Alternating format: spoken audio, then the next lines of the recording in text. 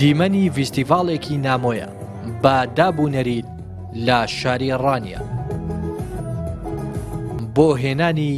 چەندین گروپی هەڵپەڕکەی بیانی کە یەکێک لە فیستیڤاڵەکان لەژێر سەرپەرشتی قوبات تاڵەبانی جێگیری سەرۆکی ئەنجومەنی وەزیران بووە و پارەیەکی زۆر بەهەدەر دراوە کە خۆیان بۆ ئاهەنگ و سەما نمایش دەکەن. چالاگوانێکیش دەڵێت ئەو پارەیەی لەو فیستیڤاڵەدا بەهەدەر دراوە دەتواندرا دووسایدی ناوبازاڕی پێتەواو بکرێت کە نزیکەی 12 ساڵە بەهۆی بێپلانی و بە بیانووی نەبوونی پارە کارکردێن تیایدا وەستاوە. پارە لە هەندێشتی تەرفیهی کە پێچەوانەی نەریت و کولتوری کۆمەڵگایە سەرف دەکرێت بۆ من ئەو فیستیڤاڵانەی لە ڕانیە کراون فیستیڤاڵ کە تووریان هێنیان ڕەقس و سەما و دانس و پارەکی زۆر زیاتر لە 50 میلیۆن دیناری تێدا بەهەدەر دراوە نەوانێ بۆ 50 میلیۆن دینارە لایەن کەم دووسایدی نێوبازاڕی ڕانیە کە هەر هەموو 1 کیلۆمەترە پێی تەواو دەکرا. کۆمەڵک پارەی یەکجار زۆر زەبەلاع بەهەدەر دەدرێت ئەویش بۆ هێنانی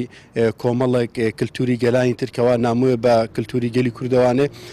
ئەمیش هۆکارێک بۆەوەیەکەوە ئەم ئەدەب و ئەم ڕەوشتێکەوە لە ناو گەلی کووردا هەیە کەەوە ڕەوشتێکی جوان و لەسەر فیترەت ماوەتەوانێ ئەوەندەشمان لێ بستن وەکەوەیەکەوە موچیان لێستاندین ژیانی لێستانی هەمووشتیان لێستاندوین. لە ماوەی ڕابردووشدا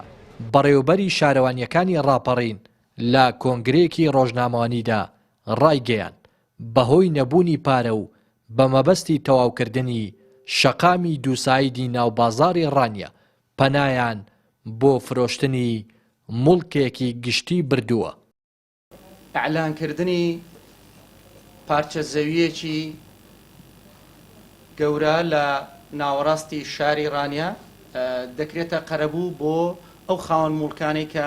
لەم 200 مەتری ڕانیەکە تا ئێستا نەڕووخاوە دەکرێتە قەرەبوو بۆیان و لە سنووری ئیدارەی ڕاپەڕین بەهۆی بێپارەییەوە چەندین پرۆژە کارکردن تیایاندا وەستاوە و پەکیان کەوتووە لە کاتێکدا بە 100 میلیۆن دینار بۆ فیستیڤاڵی پاییزە و فیستیڤاڵی پارکی دەروازە لە ڕانیە بەهەدەر دەدرێت کە هیچ سوودێک بە دەڤەرەکە ناگەیەنن. ڕێناس ئەرسەلان، کەناڵی پەیام، ڕانیە.